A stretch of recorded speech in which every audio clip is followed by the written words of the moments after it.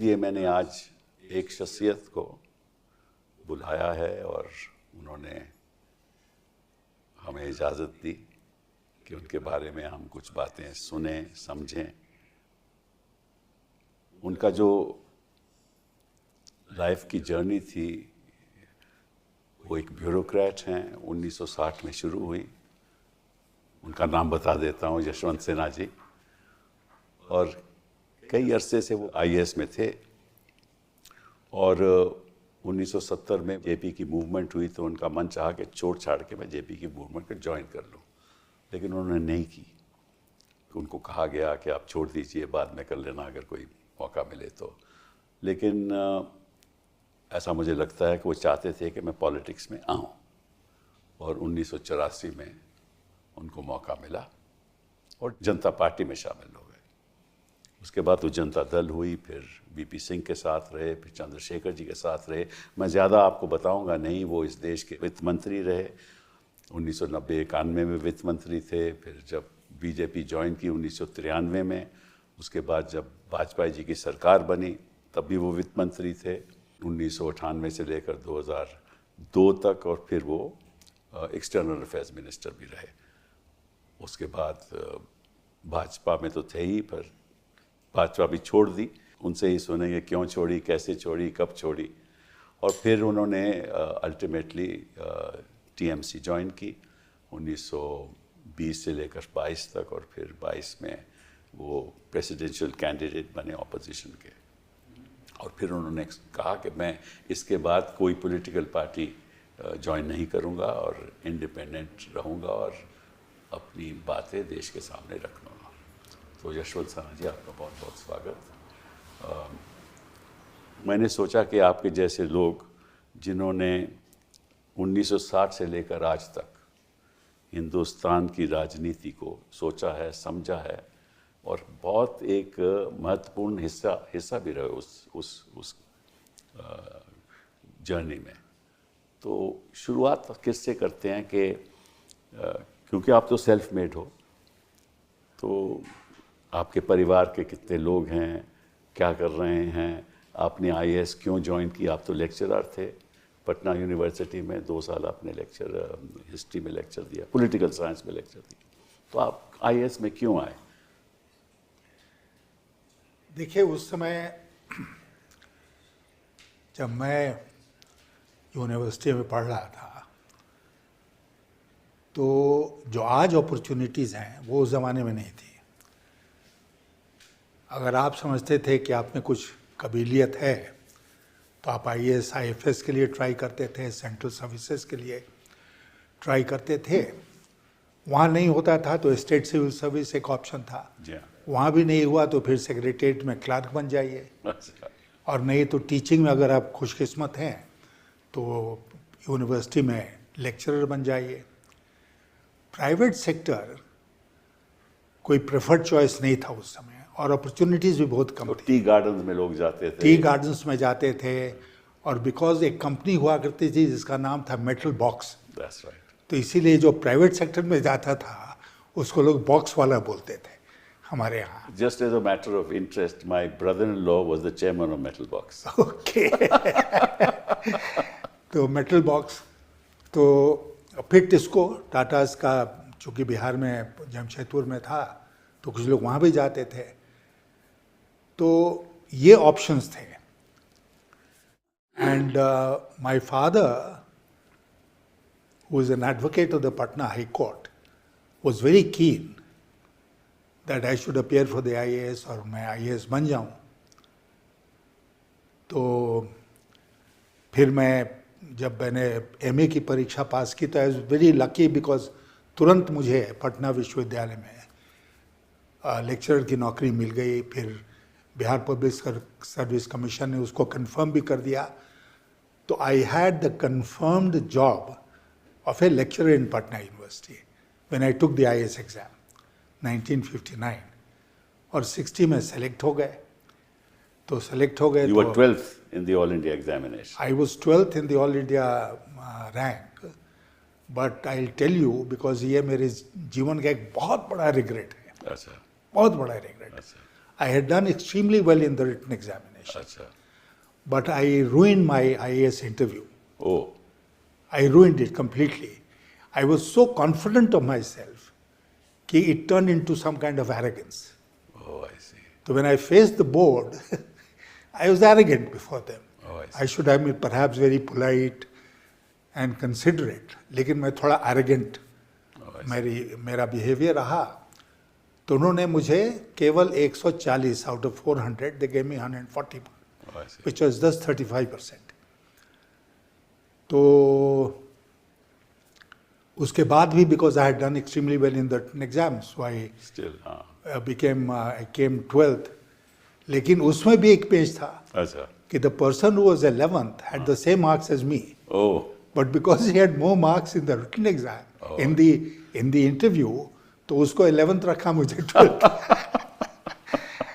तो वो मेरे जीवन का आज तक मैं उसके बारे में सोचता हूँ तो मैं रिग्रेट करता हूँ कि भाई तो आप हमने वकील क्यों नहीं बने? हाँ वकील क्यों नहीं बने? आपके फादर वकील थे. हाँ बन सकते थे लेकिन It's a loss to the profession, I can tell you that. Thank you. नहीं, माय फादर्स वकालत was very successful to begin with. उनके साथ एक ये हादसा हो गया कि he fell ill for about 6 months. Oh, I see. 6 महीने के लिए बिल्कुल बीमार पड़ गया. मैं तो बच्चा था लेकिन उस पीरियड में सारे उनके जो क्लाइंट्स वगैरह हाँ, थे वो कहीं और से. वो इधर और उधर बिखर गए और जब वो वापस लौटे तो ही हैड टू स्ट्रगल. तो उनके स्ट्रगल का मतलब था कि we were all struggling. Oh, I see. So I have seen very what shall I say, trying days in those days. कि when and where the next meal will come, वो हम लोग को नहीं पता था कभी कभी. एक दिन मैं घर लौटा शाम को तो मैंने देखा कि मेरी माँ जो है वो पूड़ी तल रही है. अच्छा, तो मुझे बड़ा आश्चर्य हुआ कि पैसे कहाँ से आए कि पूड़ी बन रही है घर में. अच्छा, Then I suddenly saw my father's law library was gone. He had probably sold all the books that he had. Oh, I see. खैर तो उस एक तरह के गुर्बत में हम लोगों ने जीवन जिया. लेकिन हमारे जितने भाई थे लगभग all of them were very brilliant students, more brilliant than me. लेकिन IAS में किसी का नहीं हुआ. अच्छा, I was my father's last hope okay. कि हम शायद बन जाए. तो इसलिए वो बहुत कीन थे. मैं जब इंटरव्यू के लिए आया दिल्ली तो मेरे साथ आए अच्छा, और इंटरव्यू से निकला तो बाहर वेट कर रहे थे. उन्होंने मुझसे पूछा कैसा हुआ तो मैंने बताया कि मैंने तो ऐसे ऐसे बोल दिया. तो उन्होंने कहा चलो अगले साल की तैयारी करो. then we went to Dehradun जहाँ मेरे एक भाई थे बड़े जो इनकम टैक्स ऑफिसर थे. अच्छा, तो उनके यहाँ हम लोग चले गए. देहरादून में क्या होता था कि अखबार एक दिन बाद लेट आते थे. अच्छा, तो हमारे फादर बाहर बैठे रहते थे अखबार का इंतजार करते हुए. तो एक दिन लेट उनको ये रिजल्ट वहाँ पर दिखा. तो नज़र दड़ाई होगी तो देखा कि हम 12वें नंबर पर हैं. तो खुश होकर अंदर आए. अंदर आके हमसे उन्होंने भोजपुरी में कहा जिसका हिंदी अनुवाद ये हुआ कि लो ऊपर ही हो. oh, I see. अच्छा, nice. Those words still ring in my ear and some of the sweetest words that I have heard. That's wonderful. That's wonderful.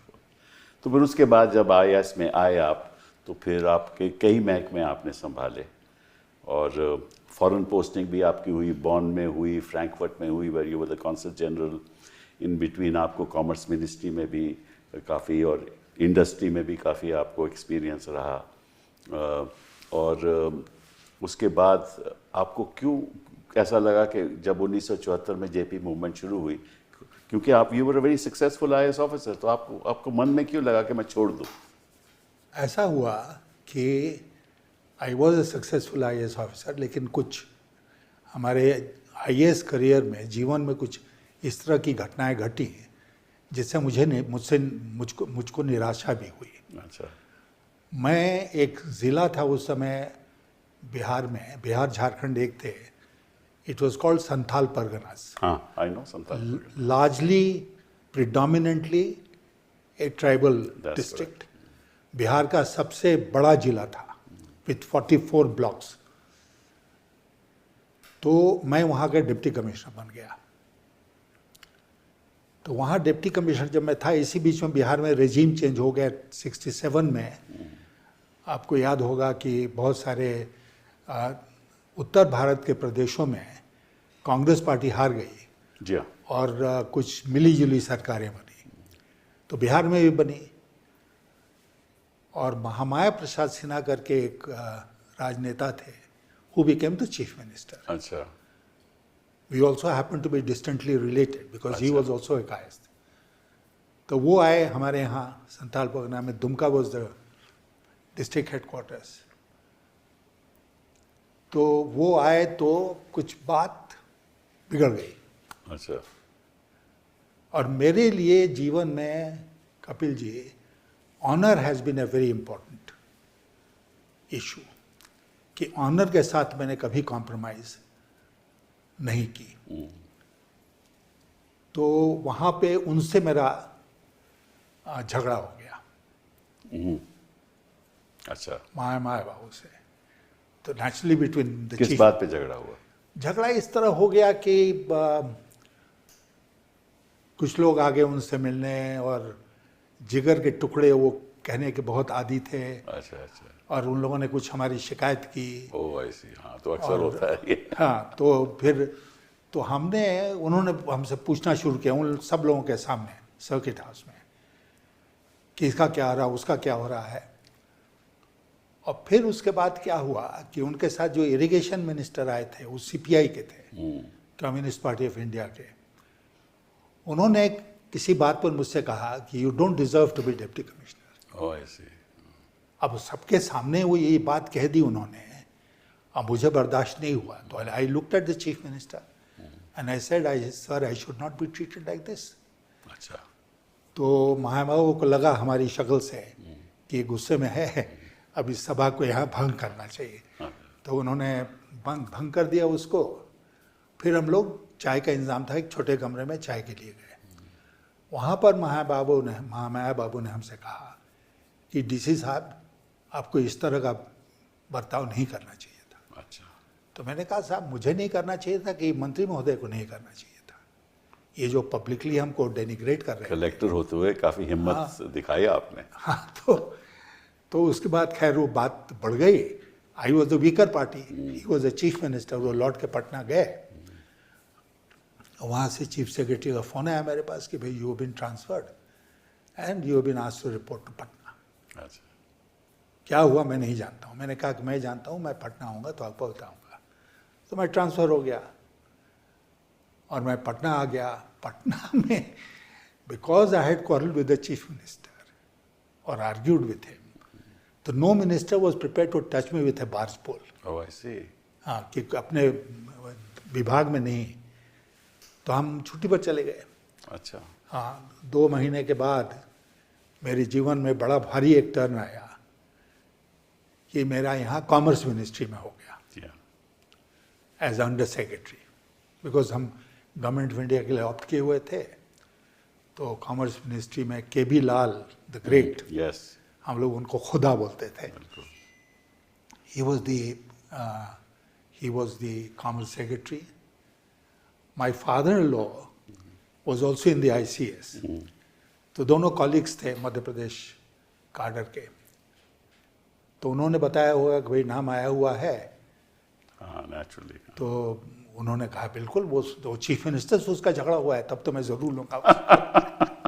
That was K B. Lal. तो हम चले गए कॉमर्स मिनिस्ट्री में, अंडर सेक्रेटरी हो गए साहब। और यूरोपियन इकोनॉमिक कम्युनिटी उस समय होती थी, 6 कंट्रीज़ थे, उसका जिम्मा उन्होंने हमको दे दिया। तो हम कॉमर्स मिनिस्ट्री में रहे, अंडर सेक्रेटरी, डिप्टी सेक्रेटरी। और फिर उसके बाद हमारी पोस्टिंग जर्मनी हो गई। पहले बॉन में, पर उसके पहले बाद बॉन में, फिर फ्रैंकफर्ट में एज कॉन्सल जनरल। और फिर मैं वहाँ से लौटकर जब आया तो I went back to Bihar. हमारे 3.5 साल प्लस 3.5 साल, 7 साल हो गए थे बिहार से बाहर। You have to go back. तो I had to go back. तो बिहार वापस चले गए। फिर उसके बाद एक मिनिस्टर साहब थे बिहार के ही, लेकिन गवर्नमेंट ऑफ इंडिया में मिनिस्टर थे, A.P. शर्मा। तो वो हमको बहुत मानते थे। अच्छा। तो वो इंडस्ट्री मिनिस्ट्री में थे, तो वो हमको यहाँ ले आए। और फिर मैं यहाँ 2 साल रहा। उसके बाद जनता पार्टी का शासन आ गया। कांग्रेस पार्टी हार गई, इंदिरा गांधी हार गई जी हाँ। 77 में। तो मैंने वेट भी नहीं किया कि मुझे रिलीफ किया जाए, मैंने अपना सामान बांधा और मैं पटना पहुंच गया। तो पटना में उस समय Jagannath Mishra was the chief minister. भाई इतनी हिम्मत कैसे किया आपने, क्योंकि उस समय तो कोई नौकरी छोड़ता ही नहीं था, आईएएस तो कोई छोड़ता ही नहीं था। नहीं छोड़ता था, लेकिन मैंने कहा ना कि मेरा एक दुमका का एक्सपीरियंस जो था, that was very sad experience for me. और फिर मेरे साथ ऐसा हुआ कि मैं यहाँ दिल्ली में पोस्टिंग हमारी हुई जब ट्रांसपोर्ट मिनिस्ट्री में, तो साथ साथ हमको डीटीसी का, दिल्ली ट्रांसपोर्ट कॉरपोरेशन का चेयरमैन बना दिया गया। अच्छा। वहाँ पर एक उभरते हुए कांग्रेस पार्टी के नेता थे जो ट्रेड यूनियन भी चलाते थे डीटीसी में। अच्छा। और उनसे हमारी नहीं बनी, because he wanted to run the DTC. तो I said I am the chairman, I will run the DTC. तो झगड़ा हो गया उनसे भी, एक दिन का स्ट्राइक हो गया। उसके बाद फिर मेरा मन उब गया। क्यों उब गया? इसलिए उब गया कि मैंने ये सोचा कि मैं आईएएस में होते हुए कमज़ोर हूँ। दुमका में मेरे साथ घटना घटी तो मैं अपने को डिफेंड नहीं कर पाया, ये मेरे साथ घटना घटी तो मैं अपने को डिफेंड नहीं कर पा रहा हूँ। तो why should I be in this kind of A situation. इसी बीच में जयप्रकाश नारायण, जिनसे मैं बहुत प्रभावित था, मैंने कहीं अखबार में पढ़ा कि वो आए हुए हैं दिल्ली। तो on an impulse I called him up. और वो एक जे सिंह करके जेंटलमैन थे जो फ्रेंड्स कॉलोनी में रहते थे। जेपी आते थे तो उन्हीं के यहाँ ठहरते थे। अच्छा। बड़ा सा मकान था उनका। तो मैंने अपॉइंटमेंट एक मांगा जेपी से, तो मिल गया। तो मैं गया जेपी से मिलने। तो जेपी रिमेंबर्ड कि मेरे साथ कुछ दुर्घटना हुई थी, मैं संथाल परगना से ट्रांसफ़र हो गया था। तो सब बातचीत होती रही। Then at some point of time I told him कि अब enough is enough in the IAS, मैं आपके साथ काम करना चाहता हूँ। तो बात बहुत दूर तक आगे चली गई। ये तय हो गया कि हम जेपी के साथ काम करेंगे। फिर जेपी ने हम लोगों को बुलाया हमारी वाइफ के साथ। अच्छा। कि हम उनसे जाके मिले। तो हम लोग गए, उनसे मिले। तो प्रभावती जी जो जेपी की पत्नी थी, वो उन्होंने हमारी वाइफ को एम्ब्रेस किया और कहा, बेटी अब तो तुम हमारे परिवार में शामिल होने जा रही हो। अच्छा। और मेरी वाइफ को ये ज़रा भी पसंद नहीं था कि मैं नौकरी छोड़ूं। तो उनके आंख से एक आंसू टपका होगा। अच्छा। मैंने तो नहीं देखा, लेकिन जेपी ने देखा। तो जेपी जब पटना गए तो he wrote me a very sweet letter. उन्होंने कहा कि मैंने ये देखा कि मुझे लगा कि आपकी पत्नी अभी तैयार नहीं है, इसलिए आपको इंतजार करना चाहिए। Very sensitive of him. Very sensitive. तो वो मेरा जाना रुक गया। फिर मैं जर्मनी चला गया। जर्मनी से लौटकर जब आया तो फिर पटना चला गया। फिर मैं आ गया दिल्ली। और दिल्ली से, जैसा मैंने कहा आपको, कि 1984 में आई थॉट कि भाई अब छोड़ा जाए। Interesting, very interesting. ऐसे वैसे ब्यूरोक्रेट्स आजकल तो हमें दिखते नहीं हैं। पता नहीं, क्योंकि सारी ब्यूरोक्रेसी का माहौल ही बदल गया। अब तो जितना मिनिस्टर चाहे ब्यूरोक्रेसी कर रही है कि वही जो चाहेंगे हम करेंगे। तो ज़रा सिस्टम बिगड़ने के आपके बिगड़ गया, बिल्कुल बिगड़ गया। और इसकी वजह क्या है? देखिए, इसकी वजह है लोव्स एंड फिशेस। कि आईएएस में चाहे कोई भी सरकारी नौकरी आप गवर्नमेंट ऑफ इंडिया के करते हैं, तो क्या चाहिए आपको? You want a good posting. Yes. नौकरी तो आपकी बरकरार रहेगी, लेकिन पोस्टिंग में बहुत अंतर हो सकता है। ऐसी पोस्टिंग हो सकती है जहां आप सड़ा दिए जा सकते हैं। ऐसी पोस्टिंग हो सकती है जिसमें बहुत सारी ओपनिंग्स आगे चल के खुल सकते हैं। तो मुझे लगता है कि एक बड़ा भारी जो अट्रैक्शन है या वीकनेस है सिविल सर्वेंट्स के लिए, वो है पोस्टिंग। हमको अच्छी पोस्टिंग मिलनी चाहिए, उसके लिए वो कॉम्प्रोमाइज़ करने को तैयार हैं। हालांकि मैं आपसे अपने पर्सनल अनुभव के आधार पर कहना चाहता हूँ कि मैंने कोशिश की कि मैं कभी कॉम्प्रोमाइज़ नहीं करूँ, लेकिन मैंने ये भी देखा कि जिन लोगों ने कॉम्प्रोमाइज़ किया वो तरक्की नहीं कर पाए। सही बात है आपकी।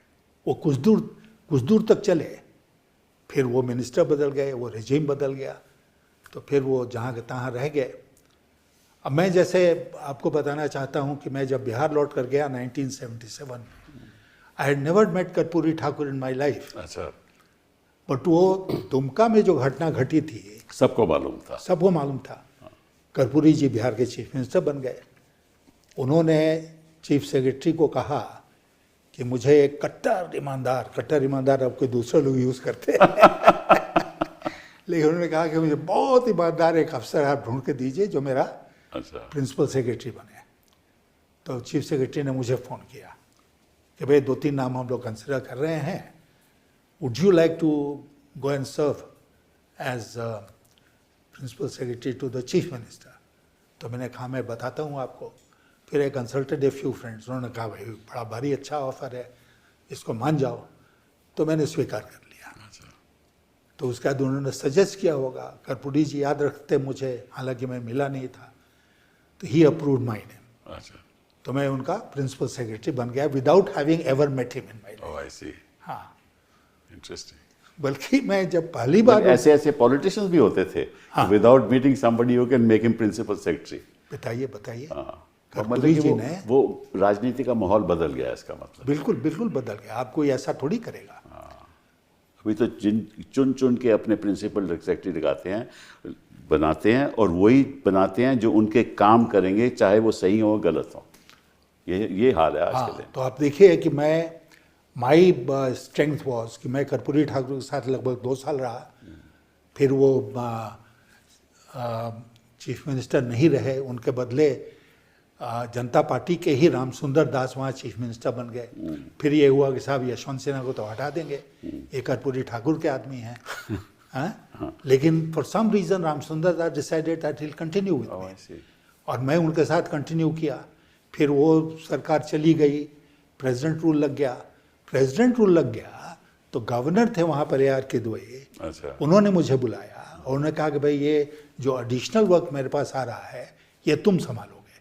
मैंने कहा he had a good reputation, हाँ। भाई साहब। तो आई सेड कि sir you have a senior IAS officer as principal secretary, मुझसे सीनियर है वो।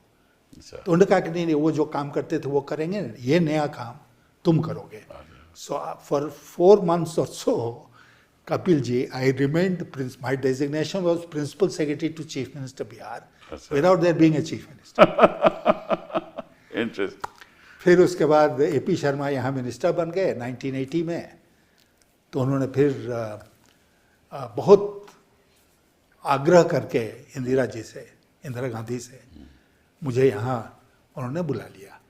तो मैं ट्रांसपोर्ट मिनिस्ट्री में आ गया यहाँ पर, और उसके बाद वहाँ से ही मैंने तय किया कि बहुत हो गया तो अब छोड़ते हैं। तो 84 में मैंने IAS की नौकरी छोड़ दी। तो जनता में रहे और फिर जनता दल बनी जब, हाँ। तो फिर आप VP के साथ चले गए।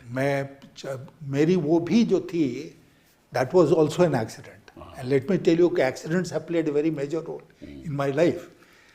जैसे दुमका की घटना, they play a major role in many people's lives actually. तो हुआ ये कि मैं कर्पूरी जी की तबीयत ठीक नहीं थी, वो आके यहाँ एडमिटेड थे all India institute of medical sciences hospital में। तो मैं उनसे मिलने गया तो वहाँ पर चंद्रशेखर जी आ गए। अच्छा, अब चंद्रशेखर जी को मैं कभी पहले नहीं मिला था, तो वहाँ पर परिचय हुआ। चंद्रशेखर जी ने मुझसे कहा कि भाई कभी आके मिलना। उसके बाद फिर तब उनसे मुलाकात हुई, जान पहचान बढ़ी। तो उन्होंने जब सुना कि मैं छोड़ रहा हूँ तो उन्होंने कहा कि भाई आप आ जाओ हमारे साथ। तो मैं चला गया जनता पार्टी में। हमारा बहुत अच्छा रिलेशनशिप था केसरी जी के साथ, सीताराम केसरी के साथ। अच्छा, क्योंकि बिहार के थे तो हम बिहार के थे, जर्मनी आए थे, तो मैंने उनको स्वागत किया था, सत्कार किया था। तो वो हमको बहुत मानते थे। तो उन्होंने बाद में हमसे कहा, अरे यशवंत तुमने हमको बताया नहीं तो तुमको कांग्रेस पार्टी में ले लेते, तुमको अपनी इस पार्टी से चुनाव लड़ाते, कहाँ तुम जनता पार्टी में चले गए। खैर, तो जनता पार्टी में चले गए। 1984 का चुनाव लड़ा तो कोई जीतने का तो सवाल ही नहीं था, हार गए बुरी तरह। फिर लौट कर दिल्ली आए चंद्रशेखर जी के साथ जनता पार्टी में काम करने में बड़ा मज़ा आया, because he was such a great person. उस तरह के बिरले होते हैं राजनीति में, उस पर्सनालिटी, डायनामिक आदमी थे बहुत। हाँ, और उस कैरेक्टर के लोग। सही बात। हालांकि उनकी बड़ी बदनामी कभी कभी लोग करते थे। मैं उनका वकील था, मेरे दोस्त भी थे। तो उनके साथ काम करने में मुझे बहुत आनंद आया। लेकिन मैं आईएएस की नौकरी छोड़कर आया था राजनीति में, तो एक स्टेज आया where I felt that we were just lost in politics. और उस समय But politics was going through very turbulent times उस समय उस also, ये भी तो समय। था ना। तो मेरे पास चॉइस था कि मैं कांग्रेस पार्टी में जाऊं या भारतीय जनता पार्टी में जाऊं, अगर मैं यहाँ से हटता हूं तो अडवाणी जी वाज कल्टिवेटिंग मी अच्छा। for some reason. So I decided to go with Bharatiya Janata Party. 1993। 1993 Advani ji address a press conference जिसमें उन्होंने कहा कि he is a Diwali gift for the BJP. I know, I remember that। अब बताइए आज की बीजेपी कहेगी कि ये दिवाली कर्ज है। बट आपने बात की ना कि you never compromise with your honour, ये भी आपने कहा। तो ऑब्वियसली जब वीपी सिंह प्रधानमंत्री बने और आपको मिनिस्टर बनाने की उन्होंने इच्छा करी, तो सुना है कि आपको वो मिनिस्टर ऑफ स्टेट बना रहे थे, तो आपने इनकार कर दिया, वापस आ गए। हाँ, वो भी एक अजीब घटना घटी, क्योंकि वीपी सिंह मुझे अक्सर मुझसे मशवरा लेते थे, और जब वो अपने कैबिनेट का गठन कर रहे थे, काउंसिल ऑफ मिनिस्टर्स का, तो भी बुला के पूछा हमसे कि बिहार से मैं किसको लूँ, ये ऐसे करूँ या वो वैसे करूँ। तो आई टुक इट फॉर ग्रांटेड कि मुझे तो बनाएंगे ही, और मैं कैबिनेट पार्टी में मेरा जो पोजीशन था उसको देखते हुए मुझे कैबिनेट मिलना चाहिए था। तो मुझे जब मैं गया राष्ट्रपति भवन, तो वहाँ पर मुझे एक लिफाफा दिया गया जिसमें मेरा लेटर ऑफ अपॉइंटमेंट था एज मिनिस्टर, और प्योरली आउट ऑफ क्यूरियोसिटी मैंने उसको खोल लिया। खोल के मैंने पढ़ा, तो उसमें लिखा हुआ था the president is please to appoint you as a minister of state in the council of ministers. जहाँ मैंने देखा कि मिनिस्टर ऑफ स्टेट, तो मैंने कहा कि एनफ इज एनफ, चलो वापस। तो वापस आ गए हम राष्ट्रपति भवन से, but I never regretted that decision. बाद में वीपी नहीं, I think it's the right thing to do if you feel that कि भाई मेरी कोई इज्जत नहीं कर रहा, my capability is not being recognised, और ये हर एक पार्टी में होता है। होता लोग नाराज इसीलिए होते हैं, तो फिर काहे को उस वहाँ रहे आप। बट इन एनी केस आप मिनिस्टर ऑफ स्टेट तो बने नहीं, बट मिनिस्टर ऑफ फाइनेंस बन गए चंद्रशेखर के राज में, और फिर चंद दिनों के लिए, थोड़ी देर के लिए, लेकिन आपको बड़ी झेलना भी पड़ा। क्योंकि उस समय तो गिरवी रखना पड़ा अपना सोना, 400 मिलियन डॉलर हमें मिले बैंक ऑफ इंग्लैंड से। वो बड़ी मुश्किल टाइम होगा आपके लिए। बहुत ही मुश्किल टाइम था। और आपको याद होगा कि इराक का युद्ध शुरू हो गया। जी हाँ। अमेरिका ने हमला कर दिया इराक के ऊपर, कच्चे तेल की कीमत भाग गई एकदम आसमान छूते हुए। हम लोगों के फॉरेन एक्सचेंज रिजर्व्स बहुत कम थे। के फॉरेन एक्सचेंज रह गए नहीं, 1.2 बिलियन। अब ये एक पिक्चर आई है गवर्नर करके, उसमें वो उसी समय का दिखाते हैं। हालांकि वो पिक्चर में बहुत सारे फैक्ट्स गलत हैं, लेकिन फिर भी we went through a very trying time. और इसी बीच में क्या हुआ कि सरकार गिर गई। करेक्ट। अब मार्च में सरकार गिर गई, जून में चुनाव होना था। ये 2-3 महीने का पीरियड था। इसमें as a caretaker government all your options were limited, you couldn't do anything. तो बहुत मुश्किल में उस समय हम फंसे। और जो आपने सोना गिरवी रखने की बात की, जो आरबीआई के पास नहीं, स्टेट बैंक ऑफ इंडिया के पास स्मगल्ड सोना जो कस्टम्स वाले जब्त करते थे, वो स्टेट बैंक के पास रहता था। अच्छा। तो that was not part of our reserves.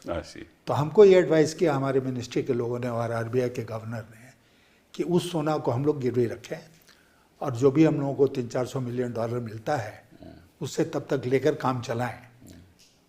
तो I agree to that suggestion, prime minister also agree to that suggestion, और this is how that 20 tons of gold was shipped। अच्छा, ये नहीं मुझे मालूम था कि वो कस्टम्स का सीज्ड सोना था, ये नहीं हमें मालूम था। हाँ, कस्टम्स का सीज किया हुआ था।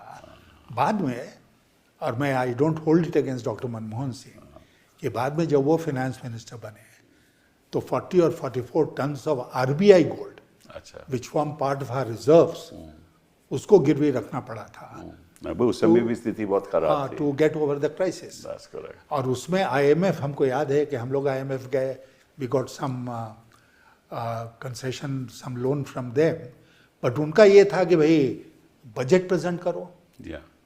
एक रिफॉर्म ओरिएंटेड बजट हो, तब हम लोग कंसिडर करेंगे आपको लोन देना। और हम बजट प्रेजेंट नहीं कर पाए। कैसे केयरटेकर गवर्नमेंट थी, क्या करते? हाँ, केयरटेकर गवर्नमेंट बन गई, तो उससे बड़ी मुश्किल में फंसे। तो the economic journey of India 1960 से लेकर 1993 तक, समझ लीजिए 92 तक, एक अलग जर्नी थी। फिर उसके बाद जब डॉक्टर साहब आए, मनमोहन सिंह फाइनेंस मिनिस्टर बने, फिर लिबरलाइजेशन प्रोसेस हुआ, उसके बाद की जर्नी एक अलग जर्नी है, ठीक है ना। और हमारी जो कमांड इकोनॉमी थी उसको लिबरलाइज कर दिया गया, वेरी अपॉर्चुनिटीज़ मिली। तो फिर जब बीजेपी में आप रहे और 1998 में फिर आप फाइनेंस मिनिस्टर बने, इस बीच कई सरकारें आए, आपको मालूम है, तो उस समय आपने बड़ा योगदान दिया कि सारी प्रोसेस, सारी इकोनॉमी को और लिबरलाइज किया जाए, टेलीकॉम सेक्टर, इंश्योरेंस सेक्टर। हालांकि कांग्रेस पार्टी ने वो प्रस्ताव रखा था, उसमें थोड़ी वो पॉलिटिक्स है, हम पॉलिटिक्स में नहीं जाएंगे आज। तो उसमें आपने किया, फिर नेशनल हाईवे अथॉरिटी का गठन हुआ, हाईवे प्रोग्राम हुआ, और बायोटेक्नोलॉजी, इंफॉर्मेशन टेक्नोलॉजी, उसमें आपने दिलचस्पी ली। उस बीच ऑल्सो रिलेशंस अमेरिका के साथ, स्ट्रेटेजिक पार्टनरशिप की फाउंडेशन भी उस समय थी, तो उसमें भी बड़ा आपका योगदान दिया। फिर फॉरेन मिनिस्टर बने। उन वर्षों में जब आपने वाजपेयी जी के साथ काम किया, कोई ऐसे ख़ास बातें आपको याद है जिनका हम दर्शकों को बता सकते हैं? ये बहुत सारी ख़ास बातें हैं, लेकिन मैं इतना कहना चाहूँगा आपसे कि 1998 में when I was preparing my first budget, तो आप जानते हैं कि बजट का जो प्रोसेस है उसमें पीएम से कंसल्टेशन होता है फाइनेंस मिनिस्टर का 3-4 बार। या और हर बार मैं जाता था वाजपेयी जी के पास, बातचीत होती थी, पीएमओ के पदाधिकारी भी रहते थे, मिनिस्ट्री ऑफ फाइनेंस के पदाधिकारी रहते थे, उनका गाइडेंस लेकर फिर हम आते थे, फिर बात होती थी, फिर उनके पास जाते थे। तो ये कंसल्टेशन का प्रोसेस चल रहा था। मैं ये कहना चाहूँगा कि एक बार भी वाजपेयी जी ने, या तो फर्स्ट बजट जो मैंने प्रेजेंट किया उसमें, या उसके बाद 4 और बजट जो मैंने प्रेजेंट किया, एक बार भी वाजपेयी जी ने मुझसे नहीं कहा यशवंत जी ये कदम मत उठाइए क्योंकि इससे हमारे वोट बैंक के ऊपर असर पड़ेगा। एक बार भी नहीं। We took some very tough decisions. और मैं वो, आप जानते हैं कि मिली जुली सरकार थी। जी हाँ, जी। And subsidy, petroleum subsidy, food subsidy, ये सब बड़े मेजर इश्यूज थे। जी हाँ। ट्रांसपोर्ट सब्सिडी, और सब्सिडी को टच करना बहुत पॉलिटिकल हाराकीरी। हाँ हाँ बिल्कुल। तो वो हम करते थे। तो अब एग्रीकल्चर, तो ये जो है हमारे पार्टनर्स पंजाब के, वो खड़े हो जाते हैं डंडा लेके कि नहीं करने देंगे। कोई और कुछ करो, टच करो, तो उसमें और लोग खड़े हो जाते थे। It was difficult. बट मैंने बराबर ये महसूस किया है कि कम से कम ये था कि भाई हमने 3 कदम आगे बढ़ाए। जी हाँ, जी हाँ, बिल्कुल। तो हमारे ऊपर बहुत प्रेशर पड़ा, तो मैंने 1 कदम वापस ले लिया, लेकिन 2 कदम बरकरार रहे। इनफैक्ट आपको याद होगा कि हमको रोल बैक सिन्हा लोगों ने, हाँ बिल्कुल, मैं नाम कहने दे दिया वाला था। हाँ, क्योंकि जब प्रेशर पड़ता था तो आप रोल बैक करते थे। तो रोल बैक करते थे, और अक्सर झुकना पड़ता था, लेकिन दैट इज प्रजातंत्र। But that's in a coalition government, that's bound to happen. उसमें तो कोई ताज्जुब की बात नहीं। लेकिन आपने एक बड़ी इंटरेस्टिंग बात की कि प्रधानमंत्री जी ने कभी दखल अंदाजी नहीं की। यहाँ तो बजट ही पीएमओ में बनता है। तो इसीलिए मैं कह रहा हूँ कि सारा कुछ बदल गया, सारा कुछ। मैं आपको एक छोटा सा दूसरा उदाहरण देता हूँ। शुरू में जब मैं वित्त मंत्री बना, तो उसके बाद लोगों ने हमसे कहा कि साहब मनमोहन सिंह के टाइम से एक बड़ा भारी रिफॉर्म हम लोग करना चाहते हैं, लेकिन वो प्रोसेस में है, आगे नहीं बढ़ पाया। क्या रिफॉर्म था? तो वो रिफॉर्म ये था कि सेल्स टैक्स, जो स्टेट सेल्स टैक्स है, उसमें सुधार लाया जाए और गवर्नमेंट ऑफ इंडिया के साथ उसको बिगिनिंग ऑफ जीएसटी इन ए वे आप कह सकते हैं। तो हमने कहा ठीक है, इसको आगे बढ़ाते हैं। तो क्या करना चाहिए? आई वाज एडवाइस कि let's call a meeting of the chief ministers. ना सामान्य परिस्थिति में, आज की परिस्थिति में विशेषकर क्या होता, फाइनेंस मिनिस्टर जाते प्राइम मिनिस्टर के पास, बिल्कुल साहब चीफ मिनिस्टर्स की मीटिंग बुलाएं ना बुलाएं, आप कब खाली हैं, कब आइएगा एड्रेस करने के लिए। मैंने ऐसा कुछ नहीं किया। मैंने चीफ मिनिस्टर्स की मीटिंग बुला ली। मैंने वाजपेयी जी को सूचना दे दी कि मैं चीफ मिनिस्टर की मीटिंग बुला रहा हूँ। अच्छा, इनवाइट भी नहीं ऐसा किया। तो कभी हो ही नहीं सकता आज के हिंदुस्तान में। हाँ, तो मैंने उनको ये भी नहीं कहा कि आप आइए इनॉग्रेट कीजिए। अच्छा, so I conducted the meeting of the chief ministers. और उसके बाद मैंने चीफ मिनिस्टर्स की एक कमिटी बनाई अच्छा, to take the matter forward. और उसका मैंने अध्यक्ष बनाया ज्योति बाबू को, Jyoti Basu, oh I see, who was a CPM chief minister of West Bengal, क्या बात है। Longest service. और बहुत अच्छा रहा, इसमें सब लोगों का कोऑपरेशन मिला। कांग्रेस पार्टी के चीफ मिनिस्टर थे, उनका कोऑपरेशन मिला। बल्कि हमारे पार्टी के जो चीफ मिनिस्टर थे वो कुछ हमसे दुखी हुए, लेकिन फिर अडवाणी जी और अटल जी ने उनको समझा बुझा के शांत किया। तो वो एक बड़ा कदम हम लोगों ने आगे बढ़ाया। उसमें इनिशिएटिव लेने में कोई आपको रोकता नहीं था। आज अनथिंकेबल है। और आपने एफआरबीएम का भी गठन आप ही ने किया, financial responsibility and budget management का। वो आज तक चल रहा है। और उसमें ये बहुत हंगामा हुआ। करेक्ट। मैं कहीं बात कर रहा था कि भाई फिस्कल डेफिसिट, हम तो ऑपोजिशन में थे, हम ही हंगामा करते थे। फिस्कल डेफिसिट जो था वो मेरे लिए बड़ा भारी मुद्दा था। आज तक कोई उसकी चर्चा भी नहीं करता। नहीं, कोई नहीं करता। जयपाल रेड्डी आपके, फिस्कल डेफिसिट जितना भी हो जाए कोई परवाह नहीं। कोई परवाह नहीं है। जयपाल रेड्डी होते थे ना कांग्रेस के एमपी, उन्होंने एक दिन लोकसभा में उठ के कहा कि he is A fiscal terrorist. मुझे याद है। तो but those were wonderful days in the sense कि Vajpayee ji was a true gentleman, never interfered. Well, he was born in the Nehru era ना, तो वो सिस्टम ऑफ पॉलिटिक्स अलग था। और फिर इस बीच वो आदमी भी अलग थे, नेता भी अलग किस्म के थे। नेता भी अलग किस्म के थे। और आज से उसकी तुलना ही नहीं की जा सकती। तो आप जब फॉरेन मिनिस्टर बने तो मुझे याद है कि इराक वॉर पे अमेरिका से प्रेशर आया कि आप वहाँ अपने लोग भेजिए, आर्मी भेजिए। तो फिर अल्टीमेटली आपने उसमें भी बड़ा योगदान दिया कि ऐसा नहीं करना। नहीं, उसमें बिल्कुल I was very clear. Yes. और फिर उसके बाद उन्होंने कहा कि नहीं, आप ट्रुप्स नहीं भेज सकते हैं तो मेडिकल टीम भेज दीजिए। फिर हम लोगों ने उस पर विचार किया। कांग्रेस पार्टी से भी कंसल्टेशन हुआ और विपक्षी दलों से कंसल्टेशन हुआ। बिकॉज उसमें बड़ा इंटरेस्टिंग ये था कि Vajpayee didn't want to do it, Advani ji wanted it to be done. तो वाजपेयी जी ने, being clever man that he was, उन्होंने सब ऑपोजिशन के लोगों को बुलाया, सबसे बातचीत की और सब लोगों ने कहा कि नहीं, नहीं करना चाहिए। तो armed with that he came to the cabinet और ये हुआ कि नहीं साहब, कैबिनेट कमेटी ऑन सिक्योरिटी कि नहीं भेजेंगे। तो नहीं गए। और मुझे याद है कि जब मैं as foreign minister, I remember I went to Washington in early 2004। तो जब मैं उतरा एयरपोर्ट पर तो हमारे एम्बेसडर ने हमसे कहा कि साहब, your first appointment next morning is with president Bush. तो हमने कहा, अरे राष्ट्रपति अमेरिका के बुला रहे हैं। And he actually invited me, you know, A mayor foreign minister of India, कि आके आप मिलो हमसे वाइट हाउस में। और मैं गया, फेमस ओवल ऑफिस में बैठा, उनके साथ 20-25 मिनट की चर्चा हुई। और इधर उधर की बातें कोई बहुत ज़्यादा नहीं। उनकी पूरी कैबिनेट वहाँ पर थी, नेशनल सिक्योरिटी एडवाइज़र थे। फिर बाद में स्टेट डिपार्टमेंट में जो मेरी मीटिंग होनी थी वो सब हुआ।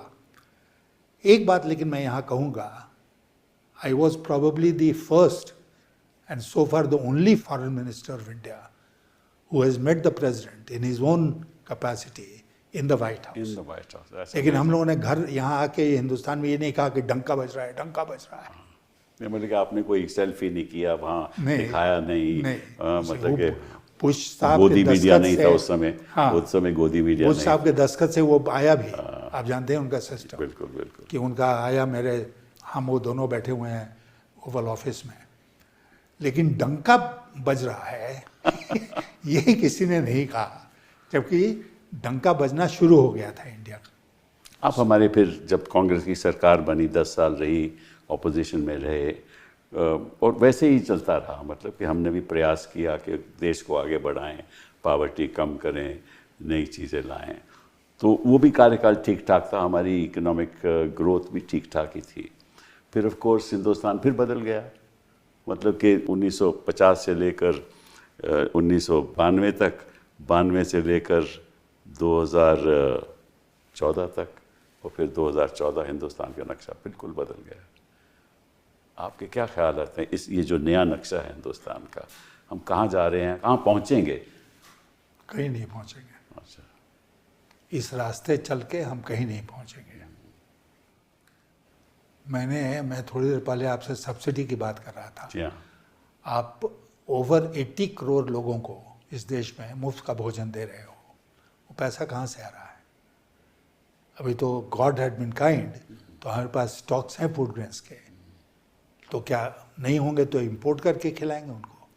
और आप खुद दावा करते हो कि मैंने जो पॉपुलेशन बिलो पॉवर्टी लाइन है उसको वास्टली रिड्यूस कर दिया, and that is less than 5 crore, और फिर 80 करोड़ को आप क्यों खाना दे रहे हो मुफ्त का? ये क्या तुक है? 25 किलोग्राम तो कोई परिवार खाता भी नहीं है, बेचता है मार्केट में जाके। तो ये सब जो है, अभी जो अनफॉर्चुनेट सिचुएशन है हमारे देश में, कपिल जी, वो ये है कि एक तरफ हम केवल हिंदू मुसलमान और मौका मिला तो हिंदू क्रिश्चियन कर रहे हैं, और दूसरी तरफ मुफ्त में भोजन दे रहे हैं। ये जो अब तो खैर वो परिस्थिति बदल रही है, वोट बैंक इसके बावजूद खिसक रहा है, लेकिन वोट बैंक का ये बड़ा कारण था कि लोग कहते भाई कुछ भी हो लेकिन खाना तो मिल रहा है। हाँ। घर मुफ्त में मिल ही रहा है, बिजली मुफ्त में मिल ही रही है, खाना मुफ्त में मिल ही रहा है, एजुकेशन मुफ्त में मिल ही रहा है। इससे एम्पावरमेंट तो होती नहीं जब तक एम्पावरमेंट, इसीलिए तो जंतर मंतर में लोग आ गए। लेकिन देखिए आपके टाइम भी देखिए, कोई अगर मंत्री गलती करता था और वो रिज़ाइन करता था, उसके खिलाफ कार्रवाई होती थी। हमारे मंत्री कईयों ने रिज़ाइन किया, शिवराज पाटिल ने रिज़ाइन किया, कईयों ने किया। लेकिन यहाँ तो जितने मर्जी कोई गलत काम कर ले, कोई ना तो जांच होती है, ना कोई ट्रांसपेरेंसी है, ना कोई जवाबदेही है। और हिंदुस्तान कब तक इसको सहेगा? देखिए, ट्रांसपेरेंसी तो बिल्कुल समाप्त हो गई, और मैं मानता हूँ कि किसी भी प्रजातंत्र में ट्रांसपेरेंसी सबसे बड़ा एक गुण है जो होना चाहिए। और दूसरा है कंसेंसस, सहमति के आधार पर चलो। अब ना सहमति बची, जो पार्लियामेंट का हाल है वो देख रहे हैं आप, और ना कंसेंसस हो रहा है, ना कुछ हो रहा है, और एकदम एक तरह से हम कॉन्फ्रंटेशन के रास्ते पर हैं कि तुम ऑपोजिशन में हो तो तुम मेरे दुश्मन हो। यूपीए की बात आपने की, मुझे याद है Pranab Babu used to be the political manager. Doctor साहब तो बहुत कम इसमें ये लेते थे, लेकिन Pranab Babu reach out to everybody. हाँ, प्रणब बाबू बिल्कुल। और एक दिन हमको याद है लोकसभा में कुछ बड़ा गर्मा गर्मी हो गया, house had to be adjourned, he walked across to me and he said, भाई यशवंत हमने कुछ गड़बड़ कर दिया क्या? तो हमने कहा नहीं, थोड़ा आवाज़, मुझे याद है वो वाकई, मुझे याद है। हाँ, तो I was there in the house. हाँ, तो हमने कहा थोड़ी आवाज़ ऊंची होगी, व्हेन वी असेंबल, तो आप उठ के कुछ बोल दीजिए इसके बारे में। उन्होंने बोल दिया, हाउस शांत हो गया। तो वो डिफरेंट किस्म के लोग थे, लोग ही डिफरेंट थे, आज के लोगों से बिल्कुल अलग। और फिर इंटरेस्टिंग बात यह है कि जब प्रेसिडेंशियल नॉमिनेशन होना था तो आपने प्रणब बाबू का साथ दिया, और भाजपा आपसे बहुत नाराज़ हो गई। ये भी बात सही है। हाँ है। फिर आपने भाजपा छोड़ भी दी थी। तो इंटरेस्टिंगली शायद आपको याद नहीं होगा कि मैंने पहली बार आपका परिचय तब हुआ था जब हमारे घर आप चंडीगढ़ आए थे। मेरा भाई आपका बैचमेट है 1960 में, तो आप हमारे यहाँ आए थे। मुझे वो दिन भी याद है, आज के दिन याद है। और मेरे जो भाई हैं कंवल सिब्बल, वो आपके फॉरेन सेक्रेटरी थे। हाँ, बिल्कुल। और वो भी बड़ी तारीफ़ करते हैं आपकी कि हमेशा कोई दखल अंदाजी नहीं होती थी।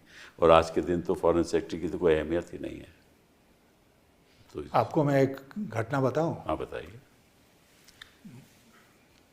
चेंज हो गया, जसवंत सिंह फॉरेन मिनिस्टर से हट के फाइनेंस में चले गए, आप यहाँ आ गए। मैं यहाँ आ गया विदेश मंत्रालय में।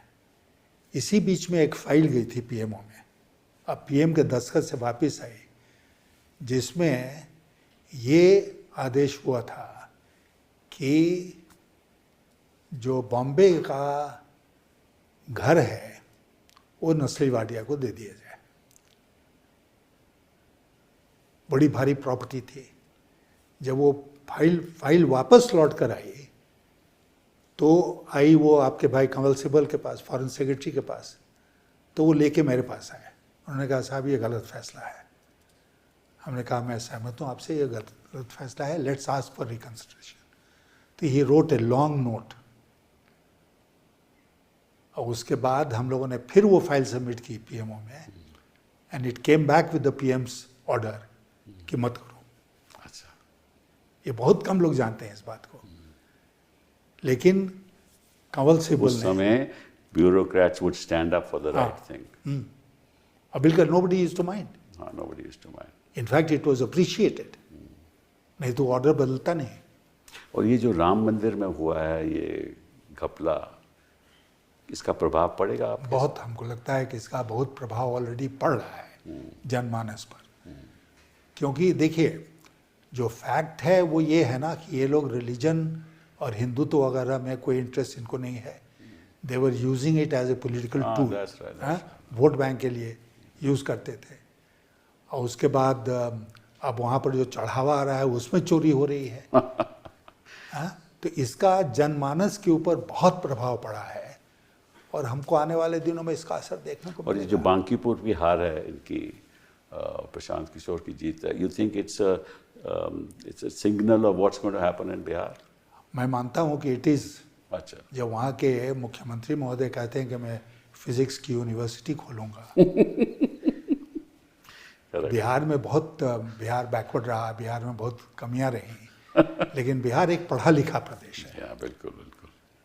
और हम लोगों को कभी एक हीन भावना नहीं पैदा हुई मेरे अंदर कि मैं पटना यूनिवर्सिटी का प्रोडक्ट हूँ। लेकिन अब कहने में शायद शर्म आए, जो फिजिक्स का यूनिवर्सिटी खोल रहा है ऐसा चीफ मिनिस्टर बिहार को मिला है जिसकी अपनी डिग्री का पता नहीं है, तो क्या कहा जाए। देखिए जब एक स्टेज आता है, मुझे लगता है कि आज शायद प्रधानमंत्री जी उस स्टेज में आ गए हैं जब उनको ये लगता है कि हम कुछ भी कर सकते हैं। हाँ, करेक्ट।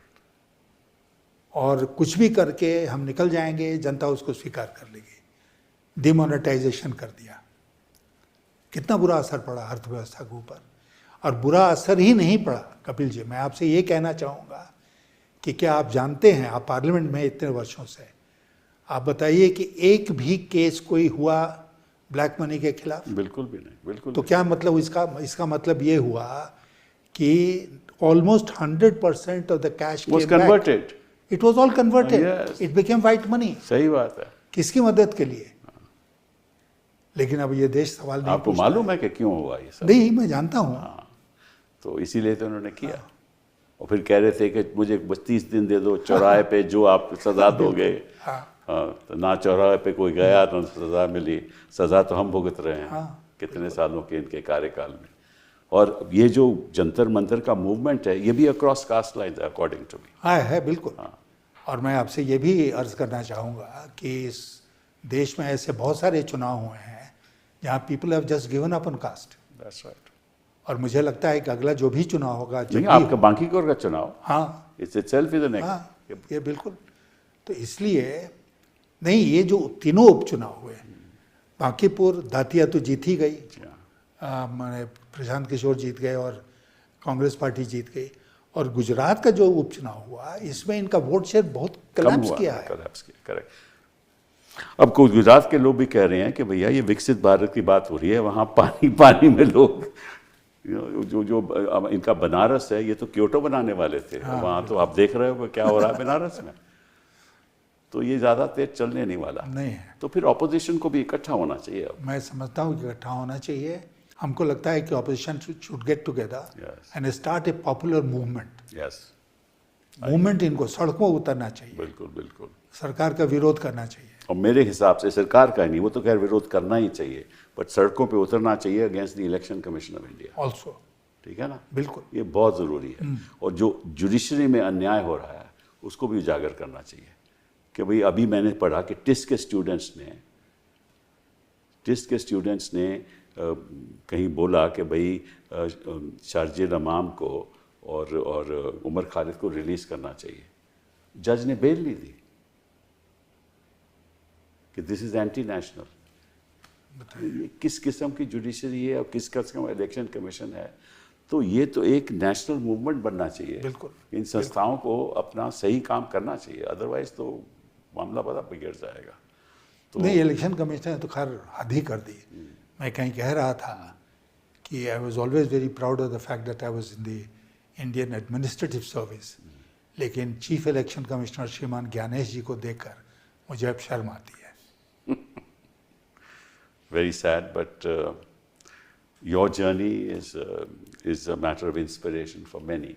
और इसीलिए मैंने सोचा कि आपसे आज दिल से बातचीत की जाए, ताकि जनता को पता चले कि ऐसे लोग भी हिंदुस्तान में थे, ब्यूरोक्रेसी में, मंत्रालय में, जो सही काम करते थे और अपने ऑनर को करेक्ट करते थे, प्रोटेक्ट करते थे, चाहे कोई कुछ भी हो जाए। तो बहुत बहुत धन्यवाद।